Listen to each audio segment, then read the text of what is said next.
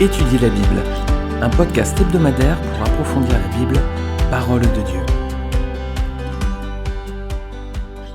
Bonjour, je suis très heureux de vous retrouver, nouvel épisode de podcast, Étudier la Bible.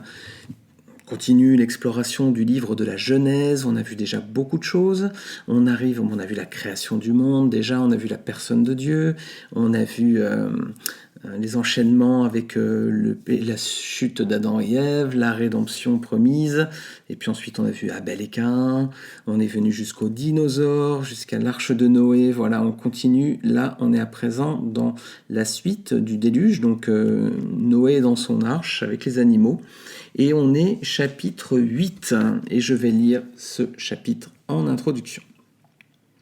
Genèse chapitre 8. Dieu se souvint de Noé, de tous les animaux et de tout le bétail qui était avec lui dans l'arche. Et Dieu fit passer un vent sur la terre, et les eaux s'apaisèrent. Les sources de l'abîme et les écluses des cieux furent fermées, et la pluie ne tomba plus du ciel. Les eaux se retirèrent de dessus la terre, s'en allant et s'éloignant, et les eaux diminuèrent au bout de 150 jours. Le 7e mois, le 17e jour du mois, l'arche s'arrêta sur les montagnes d'Ararat. Les eaux allèrent en diminuant jusqu'au 10e mois. Le 10e mois, le 1er jour du mois, apparurent les sommets des montagnes. Au bout de 40 jours, Noé ouvrit la fenêtre qu'il avait faite à l'arche. Il lâcha le corbeau qui sortit, partant et revenant, jusqu'à ce que les eaux eussent séché sur la terre. Il lâcha aussi la colombe pour voir si les eaux avaient diminué à la surface de la terre. Mais la colombe ne trouva aucun lieu pour poser la plante de son pied. Et elle revint à lui dans l'arche, car il y avait des eaux à la surface de toute la terre. Il avança la main, la prit, et la fit rentrer auprès de lui dans l'arche. Il attendit encore 7 jours, et il lâcha de nouveau la colombe hors de l'arche. La colombe revint à lui sur le soir. Et voici, une feuille d'olivier arrachée était dans son bec. Noé connut ainsi que les eaux avaient diminué sur la terre.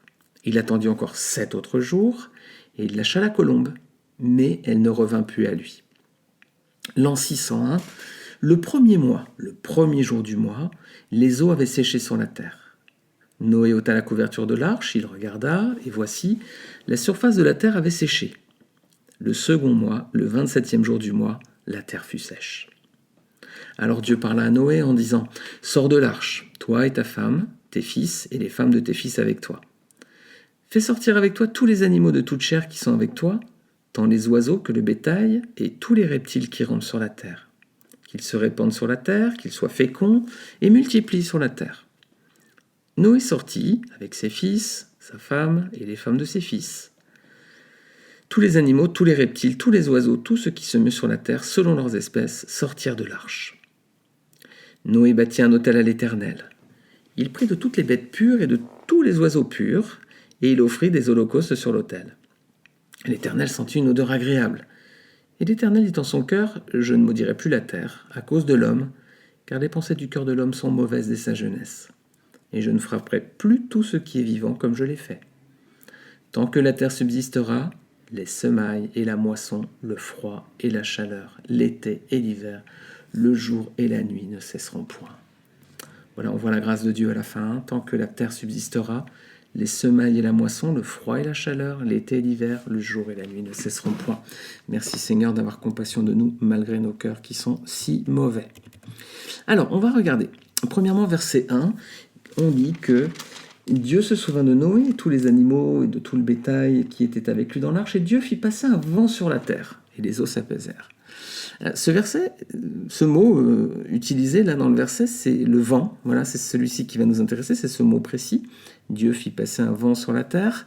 Ça rappelle un autre verset dans l'Ancien Testament, Genèse chapitre 1, verset 2.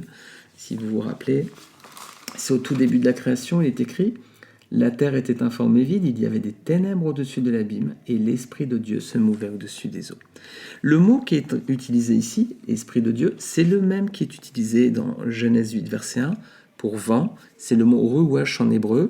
Je pardonnerai mon accent hébreu, je crois qu'il est très mauvais. Ruach, ça veut dire vent, souffle ou esprit. C'est le même mot, donc on voit encore l'Esprit de Dieu, le vent là, qui est présent et qui apaise là dans ce cas. Deux petits détails aussi. Verset 4, l'arche s'arrête le 7e mois. Et verset 6, c'est au bout de 40 jours que Noé ouvrait la fenêtre. On avait vu la semaine dernière dans l'épisode précédent, numéro 10, la symbolique du 7 et du 40 qui était très présent, nombre 40, chiffre 7, très présent dans la Genèse et dans toute la Bible. Je vous renvoie à cet épisode de podcast, mais c'est amusant qu'on retrouve encore cette mention ici. Alors Noé, donc il va maintenant voir si les conditions sont réunies. Donc pour savoir si l'eau a baissé, pour sortir, il va envoyer 2 animaux. On pense souvent à la colombe, mais vous avez vu qu'il y a un premier animal, c'est le corbeau. Il envoie premièrement le corbeau et deuxièmement la colombe. Alors, sur la colombe, combien de fois Noé a-t-il envoyé la colombe ? 3 fois, versets 8, 10 et 12. À quel intervalle ? 7 jours. Toujours cette symbolique, et là encore je vous revois à l'épisode 10, symbolique du 3 qui représente la Trinité, symbolique du 7 qui représente la perfection de Dieu. Cette colombe, c'est pas la première de la Bible. Enfin là c'est la première plutôt, il y en aura une autre un petit peu plus tard, c'est au baptême de Jésus. Quand Jésus est baptisé, on a une colombe qui descend, c'est le Saint-Esprit qui descend sur lui, Matthieu chapitre 3 versets 13 à 17. Le Saint-Esprit qui descend alors sous la forme d'une colombe lors du baptême du Rédempteur de l'humanité. La colombe est également cet animal présent dans les moments importants. Là, on a 2 images entre les deux, donc on avait vu l'autre fois aussi que le déluge avec l'arche qui préfigurait la croix de Christ, elle est en bois, il y a 3 étages, etc. Il y a plusieurs symboles là encore. À votre avis, pourquoi Noé il envoie d'abord un corbeau puis ensuite une colombe ? Pourquoi d'abord un corbeau et ensuite une colombe ? Pourquoi voilà, ces 2 animaux-là ? Premièrement, pourquoi un corbeau déjà ? De quoi se nourrit un corbeau ? De la charogne, des animaux morts. Et on imagine facilement l'état de la création après le déluge. Vous savez, il y avait beaucoup de morts, des hommes et des animaux, donc il devait y avoir des mauvaises odeurs, il devait y avoir de la putréfaction, pardon pour ces détails, mais c'est ce qui devait se passer. Donc, verset 7, le corbeau, il part en premier, et lorsqu'il revient plus, c'est un signal pour Noé. Ça veut dire qu'il a trouvé de la nourriture. C'est un animal qui se nourrit de chair morte. Donc, pour Noé, l'envoyer en premier, ça voulait dire qu'à partir du moment, tant qu'il revenait, il n'avait pas de nourriture. Et à partir du moment où il revenait, c'est-à-dire que les eaux avaient séché parce qu'il y avait des cadavres. Donc c'était un premier indice que l'eau avait baissé. Le corbeau, il symbolise la mort et le péché. C'est d'ailleurs la couleur noire, etc. La colombe, elle, c'est l'image de la pureté. Et c'est elle qui va être envoyée ensuite parce qu'elle ne se nourrit pas de charogne. Donc lorsque le corbeau ne revient plus, c'est qu'il est en train de manger les cadavres. Et ensuite, il envoie la colombe et elle revient avec cette brindille d'olivier. Matthew Henry, qui est un célèbre commentateur anglais d'il y a quelques siècles, dit la chose suivante: le corbeau symbolise l'âme charnelle qui se nourrit des souillures du monde. La colombe, au contraire, symbolise l'âme pure qui ne trouve pas sa place dans un monde infesté par la mort et qui revient chaque fois trouver refuge dans l'arche, donc qui est la symbolique de la croix. Que nous soyons toujours comme la colombe, les amis, dans un monde infesté par la mort, qu'on revienne toujours chercher refuge dans l'arche, donc au pied de la croix de Jésus. Noé, donc, voilà, pour lui, c'est le bon moment. Donc, Dieu lui dit de sortir de l'arche. Voilà, les conditions sont réunies. Le corbeau est sorti dans un premier temps, puis la colombe ensuite, et Dieu lui dit tu peux sortir. Dieu va faire sortir Noé, et Noé va faire un premier geste très spirituel. Il va offrir un sacrifice. Et qu'est-ce qu'il va prendre Noé pour faire son sacrifice ? Il va prendre une paire de chaque animal pur. On comprend maintenant pourquoi les animaux sont montés en quantité différente selon le fait qu'ils soient purs ou impurs. Rappelez-vous, c'était 7 paires d'animaux purs que Dieu avait fait monter dans l'arche et une paire d'animaux impurs. C'était dans Genèse 7, versets 2 et 3. Que se serait-il passé si Noé avait fait des sacrifices avec des animaux impurs ? Il y aurait eu tout de suite, immédiatement, une extinction de très nombreuses espèces et races, parce que Noé aurait sacrifié des animaux qui étaient juste avec un seul couple dans l'arche. Donc s'il avait pris ces animaux-là, effectivement, il y aurait une extinction rapide de nombreuses espèces. Donc là, c'est pas le cas, effectivement, il a pris des animaux purs et il en avait 7 paires chacun. Alors, le déluge, ça permet quand même d'expliquer la disparition de certaines espèces. Les conséquences du déluge sur la création, les géologues nous disent, effectivement, beaucoup voient qu'il y a un moment une montée des eaux très importante, certains le contestent malgré tout, mais ceux qui le reconnaissent explique qu'ensuite il y a eu une mutation géologique très importante, des montagnes qui ont évolué, des volcans, etc., des eaux, enfin des fleuves qui se sont transformés, et puis bien sûr, il y a eu un changement majeur sur les plantes et les herbes. On est reparti de zéro, avec des conditions climatiques qui étaient très différentes, avec un sol aussi qui était très différent, donc ça a entraîné un changement d'alimentation pour des espèces. Certains, les amis, ne sont pas adaptés. Certains n'avaient plus leur alimentation ou alors n'ont pas su s'adapter à ce changement, à ce nouveau comportement. Et donc, ils ont disparu, tout simplement. Alors, ça explique peut-être la disparition des dinosaures. Là. Certains l'expliquent comme ça aussi, que les dinosaures seraient disparus en fait après le déluge. Ils n'ont plus trouvé leur alimentation. Et puis, il y a également un autre détail que l'on doit prendre en compte, et on va y venir maintenant. C'est le troisième point. C'est qu'à la sortie de l'arche, Dieu il va faire une exhortation. Il va renouveler en fait une exhortation, un commandement qu'il avait déjà donné aux premiers êtres vivants. C'est celui de repeupler la terre. Mais cette fois-ci, il y a une différence avec le premier commandement qui avait été donné au début de la création. On va revenir au tout début, dans Genèse chapitre 1, versets 27 à 30.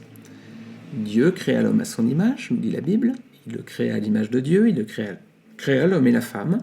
Dieu les bénit, Dieu leur dit « Soyez féconds, multipliez, remplissez la terre et assujettissez-la, et dominez sur les poissons de la mer, sur les oiseaux du ciel, et sur tout animal qui se meut sur la terre. Et Dieu dit « Voici, je vous donne toute herbe portant de la semence et qui est à la surface de toute la terre. Et tout arbre ayant en lui du fruit d'arbre et portant de la semence. Ce sera votre nourriture. Et à tout animal de la terre, et à tout oiseau du ciel, et à tout ce qui se meut sur la terre, ayant en soi un souffle de vie, je donne toute herbe verte pour nourriture. Et cela fut ainsi. » Donc, premier commandement, Dieu dit à l'homme, « Soyez féconds, multipliez, remplissez la terre, et assujettissez-la, et dominez sur les animaux. » Et ensuite, il leur donne donc à tous les plantes, les fruits, les légumes. Et on avait vu cette partie dans l'épisode 5 sur est-ce que les chrétiens doivent être véganes. Voilà. Ensuite, nouvelle exhortation. Là, on repart avec une nouvelle création, Genèse 9. On a lu en introduction, versets 1 et 3. Dieu bénit Noé et ses fils. Il leur dit « Soyez féconds, multipliez et remplissez la terre. Vous serez un sujet de crainte et d'effroi pour tout animal de la terre, pour tout oiseau du ciel, pour tout ce qui se meut sur la terre, et pour tous les poissons de la mer. Ils sont livrés entre vos mains. Tout ce qui se meut et qui a vie vous servira de nourriture. Je vous donne tout cela comme l'herbe verte. » Il y a une différence entre les deux exhortations. C'était quoi ? Genèse 1, verset 28, Dieu créa l'homme et la femme, il le bénit, il leur dit « Soyez féconds, multipliez, remplissez la terre et assujettissez-la et dominez sur les animaux. » Et là, il dit « Soyez féconds, multipliez, remplissez la terre. » Donc, jusque-là, c'est identique. Et ensuite, il n'y a plus la notion d'assujettissement et de domination. Il dit alors « Vous serez un sujet de crainte et d'effroi. » Et dorénavant, il permet aux hommes et aux animaux de manger de la chair.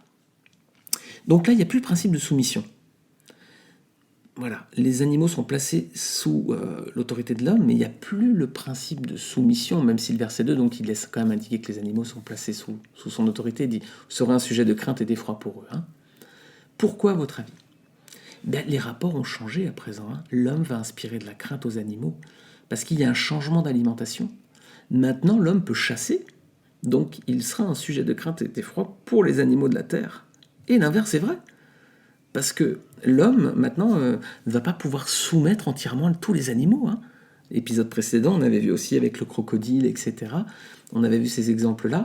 Les crocodiles et les dinosaures aussi, c'est ce qu'on avait vu dans l'épisode 10, l'épisode précédent. Les dinosaures aussi, l'homme n'allait pas pouvoir tous les chasser, ainsi que le crocodile. Maintenant, il y a un rapport de violence entre les deux. Et maintenant, il y a la mort, il y a l'autorisation de manger de la chair, donc ils sont rivaux maintenant. Il y a un sujet de crainte et d'effroi à présent. Donc, c'est pour ça qu'il n'y a plus le principe de soumission. L'homme ne peut pas soumettre à présent toute la création. Il y a la crainte qui s'est instaurée également. On voit que c'est ici, à la fin du déluge, que les hommes et les animaux deviennent carnivores.